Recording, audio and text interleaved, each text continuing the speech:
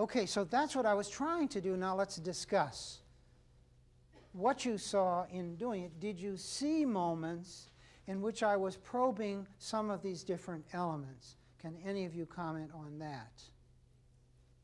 What did you see? When you asked, could you elaborate on that? Okay.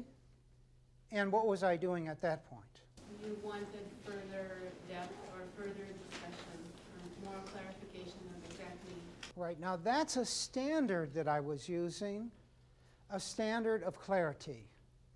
And I was trying to proceed in such a way that if something was said, it was worth making clear.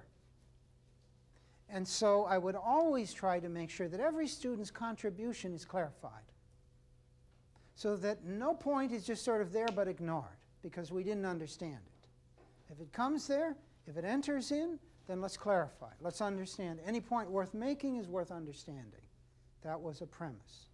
What other moves did you see me make, particularly with respect to the parts of thinking?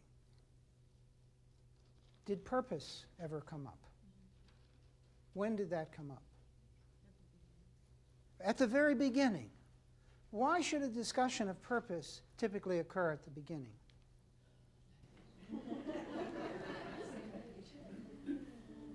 We need a destination if we're going to reach it. We need to know where we're going and we hope why we're going there. If you know why you're thinking, you can think better because of that. Now ask yourself this question. How frequently do students know your purpose? And how frequently would they say, if we said to them, what is the purpose of doing this? How frequently would they say, how should I know? You're the teacher. The purpose is to do what you want. We do what you want. That's, for many students, the purpose. Just doing what I'm told. But that's really not our purpose. So bringing in the purpose in the beginning and getting people on board is a reasonable thing to do right from the beginning. What about the question itself? At any point did we question the question? Yes? You asked for what assumption we were making on.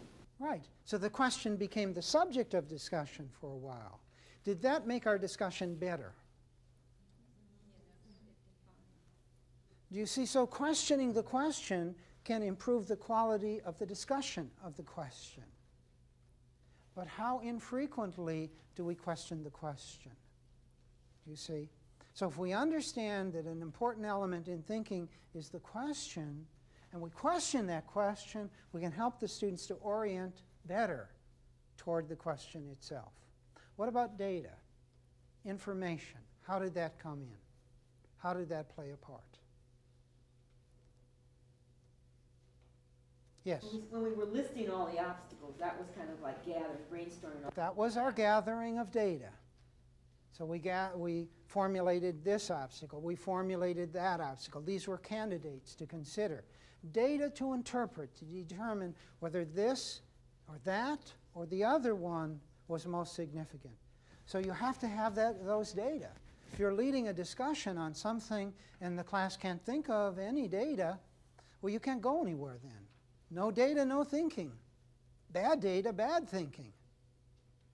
And sometimes when you lead a Socratic discussion and you try to bring forth the data doesn't come.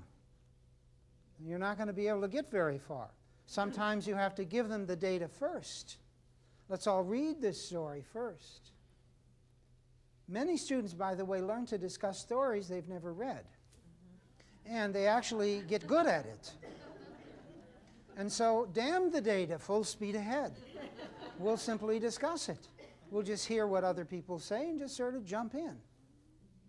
And when that is done, that sets a very bad example that you can just go ahead and say whatever you want to say and just sort of play a game with it. What about assumption? Did we get into assumption at all? At one point, we looked at the assumption of the question, so it brought together like two elements, assumption and question. What about implications? Did that come up? The teacher was the, we kind of came to the conclusion the teacher was the central obstacle. Okay, that was an interpretation on our part, but I think your intuition is right. we looked at that interpretation part of the time from the point of view of its implications. Do you see? In other words, we evaluated possible interpretations by means of what would the implications be for practicality's sake and for consequent sake. And so we got into implications at that particular point in time. What about point of view? Point of view. Yes? We talked about the teacher's point of view, the students, the parents of the students. Okay, we got into that a bit, although I would say that was the one element we dealt with least. Do you see? So there's an element we didn't deal with. We dealt with it to some extent. However, we didn't examine exactly our point of view. Do you see? As a group, were we coming at this from a particular vantage point? Especially since this is a group of teachers, that point of view of the teacher being at the center might be something that you might want to question. Yes, and now imagine, let's think of a move that I might have made. I might have said, for a moment, I'd like all of you to role play administrators, and let's continue the discussion a little further. Or I'd like all of you to role play members of the school board for a few minutes, and let's discuss this a little further.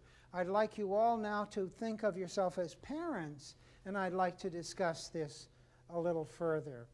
Then it's a move I could have made, it's a move I didn't make, and it is a really important quality move that, somehow or another didn't get made. That's all right. You can't make every move in every discussion, but you should be able to make these moves. You should understand these moves. You see, what you learn as a Socratic questioner is you learn the moves that you can make, just as a tennis player must learn forehand, backhand, half volley, overhead smash, different moves you make. You use backhand on some occasions, forehand on others, and half volley on others. You learn the moves you can make. Then you make those moves, hopefully at the appropriate time. And so first you must learn what the moves are, and then you must learn how to make them. Were there any problems in this discussion that you'd like to point out? Did the discussion seem at all stilted by the fact that I was focusing on these questions, or forced, or anything else that you want to comment on? The floor is open to anything. I guess the one thing that bothered me is that when it came to the point of diagnosing the teacher as being the obstacle, the fact that it was never mentioned that critical thinking must have a value to the teacher, that they must feel that this is important in order to get them to include that in their classroom instruction, and that just... I did think that a variety of remarks pointed very much in that direction when we're talking about the thinking of the teacher and so forth. But you're right, it didn't come to a head. Other points, yes? Seems to me that one of the things is that when you ask people to think, that it's very important to give them time to think. I had the feeling that things jumped around a little bit. And I moved too quickly, perhaps, at points. Okay, that's one of the things we have to think about.